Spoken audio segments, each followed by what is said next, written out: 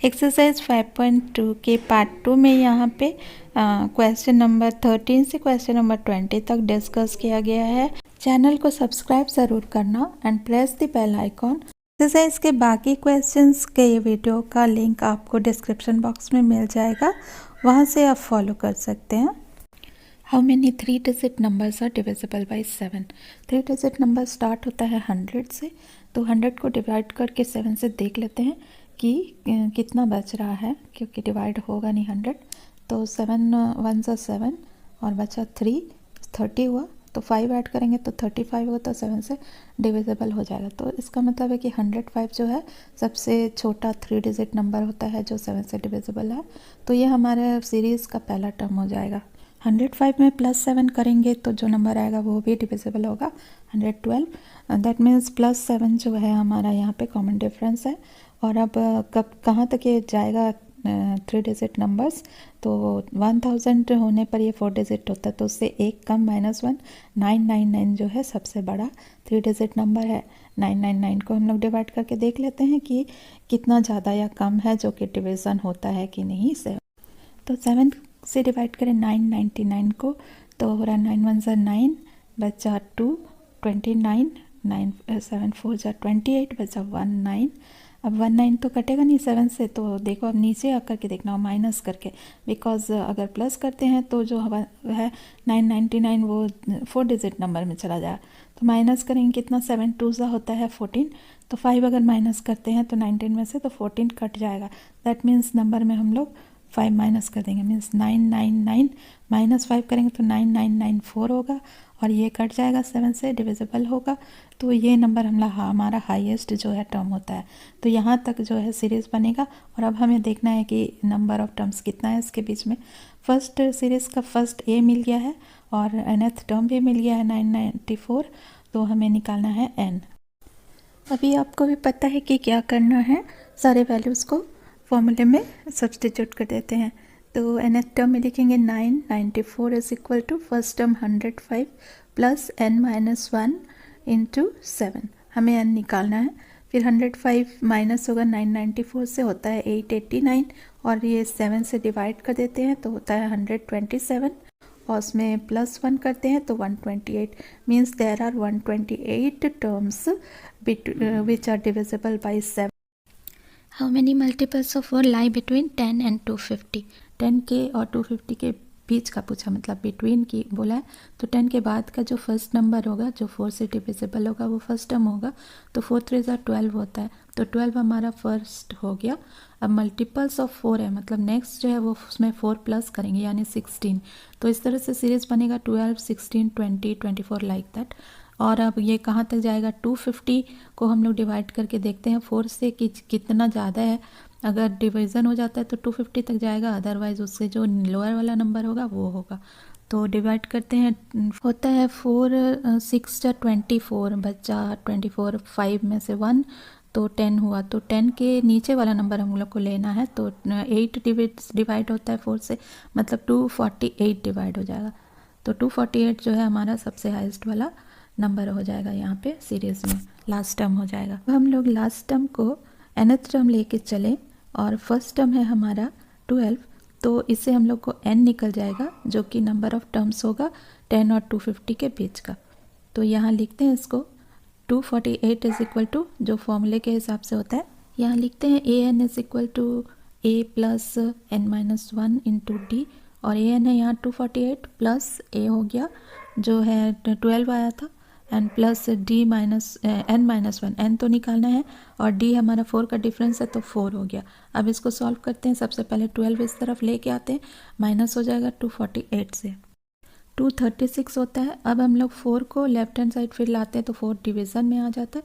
4 से डिवाइड करते हैं तो इसका वैल्यू आता है 59, और n इज इक्वल टू हो जाएगा 1 जो है राइट हैंड साइड जाएगा तो प्लस हो जाएगा, तो n is equal to 60।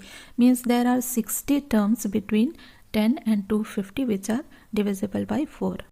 For what values of n are the nth terms of two APs 63, 65, 67 and 3, 10, 17 equal? यहाँ 2 सीरीज़ दिया हुआ है। आपको देखने में थोड़ा क्वेश्चन हार्ड लग सकता है, बट ये इतना हार्ड नहीं है, थोड़ा कैलकुलेट करना होगा और क्वेश्चन को थोड़ा समझने की ज़रूरत है। यहाँ कोई nth टर्म है, दोनों एपीज दिए हुए हैं, nth टर्म है जहाँ के वैल्यू इक्वल है, तो हम लोग कोई भी nth टर्म ले लेते हैं कि कोई nth टर्म है जहाँ पे वैल्यूज़ जो है दोनों के इक्वल है। तो पहले इक्वेशन में उस nth टर्म को लिखते हैं फर्स्ट सीरीज़ के लिए भी और सेकेंड सीरीज़ के लिए भी। और ये जो n है जिस टर्म में इक्वल है, ये n दोनों इक्वेशन में सेम होगा। और a और a1 जो है दोनों इक्वेशन का दिया है, d जो है हम लोग दोनों इक्वेशन में निकाल सकते हैं। तो अभी कैलकुलेट करके देखते हैं। फर्स्ट इक्वेशन में d का वैल्यू होगा 65 minus 63 that is equal to 2। तो nth टर्म होगा an is equal to 63 plus n minus 1 into 2। और वैसे ही करके सेकेंड इक्वेशन के लिए होगा d का value 10 minus 3 is equal to 7। तो nth टर्म होगा an is equal to 3 plus n minus 1 into 7। अब ये जो nth टर्म का इक्वेशन बना है, यहाँ पे वैल्यू इक्वल है, तो दोनों को हम लोग इक्वलाइज कर सकते हैं। Means first equation is equal to second equation. तो इसको हम लोग ऐसे लिखेंगे 63 plus n minus 1 into 2 is equal to 3 plus n minus 1 into 7। और अब इसको कैलकुलेट करते हैं। पहले हम लोग 3 को लेफ्ट हैंड साइड लाते हैं, तो 63 माइनस 3 60 हो जाता है। और n माइनस 1 इंटू 2 जो है 2n माइनस 1 होगा, इसको राइट हैंड साइड ले जाते हैं तो ये माइनस हो जाएगा। और फिर पूरे वैल्यूज़ को हम लोग ट्रांसपोज कर लेते हैं, मतलब n वाले टर्म को हम लोग लेफ्ट हैंड साइड लिख लेते हैं। तो ये हो जाता है 7n minus 1 minus 2n minus 1 is equal to 63 minus 3 जो 60 हुआ है। तो अब इसको मल्टीप्लाई करते हैं, जो वैल्यू है ब्रैकेट के अंदर 7n minus 7 minus 2n plus 2, minus minus plus हो गया है। तो माइनस 7 से प्लस 2 जो है माइनस होगा तो माइनस 5 बचेगा, एंड 7n से माइनस 2n होगा तो 5n बचेगा। तो 5n minus 5 is equal to 60। 5 को कॉमन लेते हैं और फिर राइट हैंड साइड ले जाते हैं, तो n minus 1 is equal to 60 by 5 होता है। 5 12 जा 60 होता है। तो अब n minus 1 is equal to 12 हुआ और n is equal to 12 plus 1 is equal to 13 हो गया। मीन्स 13th टर्म में दोनों सीरीज के वैल्यूज सेम होंगे।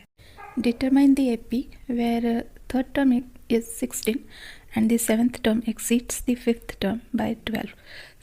सेवेंथ टर्म है exceeds है by 12 फिफ्थ टर्म से, that means A7 minus A5 करेंगे तो 12 होगा, क्योंकि सेवेंथ टर्म ज़्यादा है।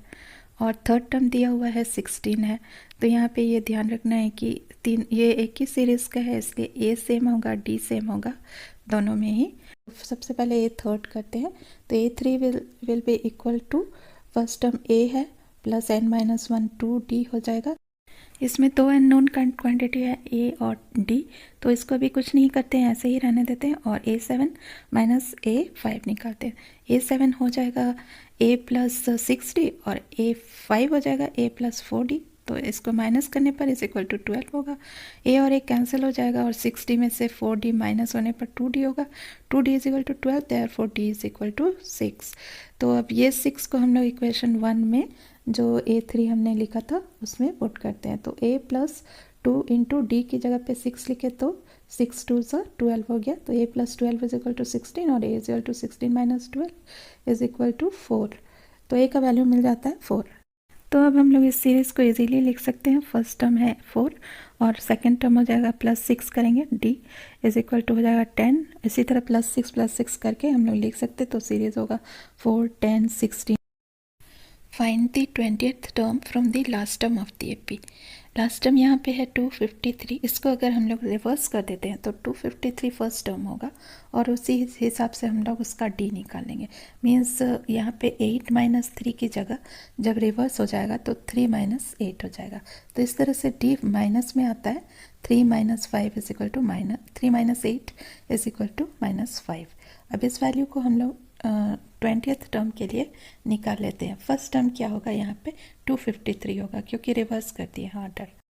820 तब क्या होगा 253 माइनस, क्योंकि ये है 253 minus 20 minus 1 that is 19 into -5। -5 और प्लस 19 माइनस हो जाएगा, तो 19 इंटू 5 होता है जो कि 95 होगा। Therefore 253 minus 95 which is equal to 158। That means 20th term is 158। The sum of 4th and 8th term of an AP is 24 and the sum of the 6th and 10th term is 46. Find the first 3 terms of the AP. Means दिया हुआ है कि A4 plus A8 is equal to 24 है, तो यहाँ directly मैं A4 और A8 लिख रही हूँ। आप बहुत सारे इक्वेशन से अभी तो समझ गए होंगे कैसे लिखते हैं इक्वेशन को। तो A प्लस इसके फॉर्मूले के अनुसार A प्लस n-1d, फोर्थ है तो n-1 3 होगा, तो देयरफॉर A प्लस 3d और प्लस किया मैंने सम है तो प्लस, अब 8th टर्म का वैसे ही A प्लस 7d और इज इक्वल टू हो गया 24। इसको कैलकुलेट करने पर A प्लस A 2A होगा प्लस 3d और 7d हो जाएगा 10d is equal to 24। Therefore ये हम लोग 2 को कॉमन ले लेते हैं तो यहाँ पे बचता है A plus 5d is equal to 2 से कट जाएगा 12 हो जाता है। ये इसको इक्वेशन 1 लिखते हैं। Similarly A6 plus A10 is equal to 44 है, तो A6 का होगा A प्लस 5d और A10 का होगा A plus 9d is equal to 44 लिखते हैं सम को। तो फिर से A plus A 2A plus 5d plus 9d हो जाता है 14d इज इक्वल टू 44। फिर से कॉमन ले लेते हैं 2 और 2 राइट हैंड साइड चला जाता है और A plus 7d is equal to 2 2 4 2 2 4 22 हो जाता है। इसको इक्वेशन 2 लिखते हैं। अब इक्वेशन 2 को माइनस करते हैं इक्वेशन 1 से। इक्वेशन 1 था A प्लस 5d माइनस किए A प्लस 7d और राइट हैंड साइड भी 12 माइनस 22 हुआ, तो यहाँ A माइनस A कैंसिल हो गया एंड 5d और माइनस 7d, तो माइनस 2d बचा इज इक्वल टू माइनस 22 में से 12 गया माइनस 10 बचा, माइनस माइनस काट देते हैं और 2 गया होता है तो d इज इक्वल टू होता है 5। d मिल गया है तो इक्वेशन 1 में हम लोग इसको सब्सटीट्यूट करके a निकाल लेते हैं। a plus 5d is equal to 12 है, that is a plus 5 into 5 is equal to 12 होगा।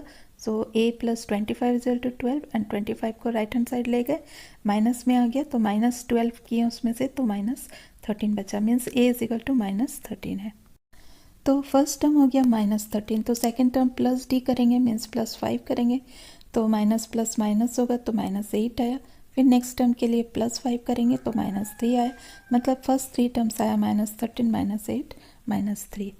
Suppa Rao started work in 1995 as an annual salary of rupees 5,000 and received an increase of rupees 2,200 each year, in which year did his income reach 7,000। तो 95 में शुरू किया उसने और उसकी salary थी 5,000 and he received an increment of 200 each year. मतलब जो यहाँ पे इसको एपी के रूप में देखें तो ये 200 जो है उसका डी है, मीन्स कॉमन डिफरेंस है क्योंकि हर ईयर उसको 200 प्लस हो रहा है एंड इसको हमको पता करना है कि किस ईयर में 7,000 उसका हो जाता है। तो मीन्स एक तरह से ईयर जो है उसका टर्म नंबर है, क्योंकि जिस ईयर में उसका nth ईयर में अगर उसका 7,000 हो जाता है तो n हमें निकालना है कि वो कौन सा ईयर है। तो नंबर ऑफ टर्म्स उसमें ऐड करते जाएंगे 1995 में तो पता चल जाएगा किस ईयर का है। यहाँ क्योंकि हमारे पास a है जो कि 5,000 है, कॉमन डिफरेंस d है जो कि 200 है और nth टर्म भी है जो कि 7,000 है जिस ईयर में होगा, तो हम लोग डायरेक्टली फॉर्मूला यूज़ कर सकते हैं।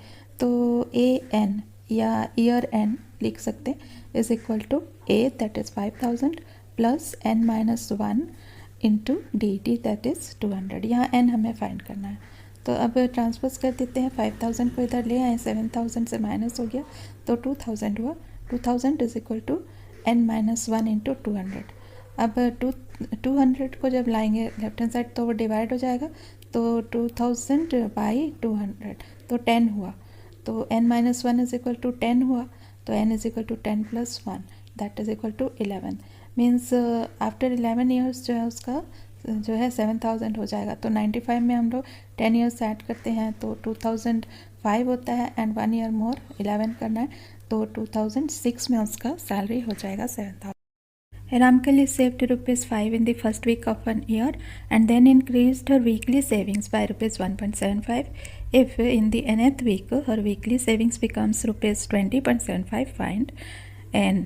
तो यहाँ पे वीकली जो है उसका सेविंग्स बढ़ रहा है, एक फिक्स्ड अमाउंट से वो है 1.75। यहाँ पर 1.75 हर वीक बढ़ता है, मतलब वीक्स जो है यहाँ पे टर्म्स नंबर है। तो फर्स्ट वीक में यानी A1 उसका हो जाता है 5 मतलब यहाँ से स्टार्ट हो रहा है। एंड उसका डी यहाँ पे हो जाता है 1.75 रुपीज़। और यहाँ पे हमें जो फाइनल उसका सेविंग्स दिखा रहा है, लास्ट टर्म होगा वो है 20.75। और वो कब किस वीक में होता है, यानी किस टर्म नंबर पे हो रहा है, तो वो हमें निकालना है। तो यहाँ सब कुछ दिया हुआ है, तो हम लोग डायरेक्टली फॉर्मूला को यूज़ कर लेते हैं। यहाँ a n that is 20.75 is equal to हो जाता है a that is 5 plus n minus 1 into d that is 1.75। अब इसको कैलकुलेट करेंगे तो सबसे पहले 5 को हम लोग ले आते हैं लेफ्ट हैंड साइड, तो माइनस होकर होता है 15.55। और अब सारे वैल्यूज़ को हम लोग ट्रांसपोज कर सकते हैं, means n minus 1 is equal to हो जाए 15.75 बाई 1.75।